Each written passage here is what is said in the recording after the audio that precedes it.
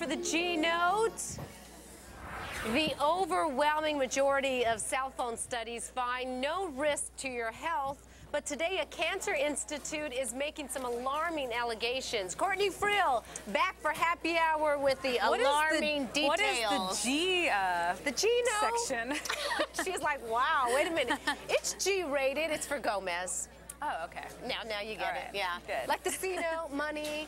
Okay, Gotcha. So now what's the background of all of this? I mean, everybody's all freaked out now because we thought cell phones were okay. Well, there's a lot of studies that say it's okay because they haven't actually found, researchers haven't found rock solid evidence that cell phones link to brain tumors or cancer. But if you look at other studies from other countries, because they've had cell phones a lot longer than we have and they seem to care more, they're finding that people that show up with brain tumors get it on the side where they use their phone the most. So the main thing that this guy from the Pittsburgh Cancer Institute was saying today, he just wants to get the word out that we really need to pay attention to this, especially for kids, because their minds and brains are so much smaller and they're still developing. Well, I think that was the key too, because you have, this guy is a scientist, a researcher at this cancer institute in Pittsburgh. It's a reputable place, so it's not some nut person, making this. And he sent a memo out to his staff saying, hey, cut back on the cell phone use because I'm worried. We haven't done these studies long term.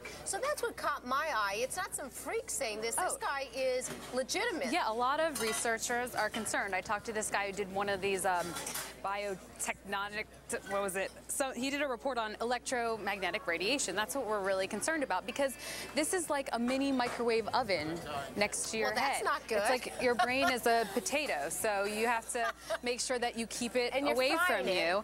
And he had some other suggestions that you should use a hollow tube earpiece, not just a regular earpiece. And because they've shown links that guys who wear their cell phone in their pockets have a tendency to get prostate cancer. Wow. So this is just bad news, and it was enough to freak me out. That's for sure. But I guess this is a good thing about text messaging and emailing because that's what we always do. We just like BlackBerry. I asked about that. You can't really get cancer in the fingers, so that's. I mean, is his like public relations people at that institute saying, look, you're freaking a lot of people out. A lot of people are now needlessly worried, or is there any backlash to what he's saying? Well, there are some studies out there that show the good news, and they say, basically they're just not reporting any findings. So if they found that there was, I'm like trying to think of what to say. Well, they haven't been doing these. I mean, we haven't had cell phones, as you said, for a long time. Say what, maybe what, and they need a better way of finding out the research. Like they need to take people's cell phone records and find out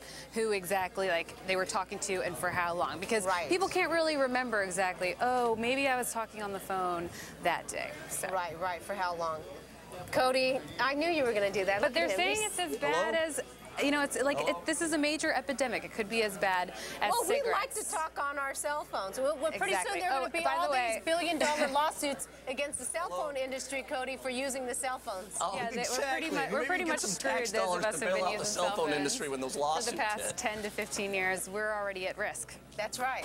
So we just have to think about prevention in the future, and especially for the kids out there. So there's nothing wrong with text messaging then? There you go.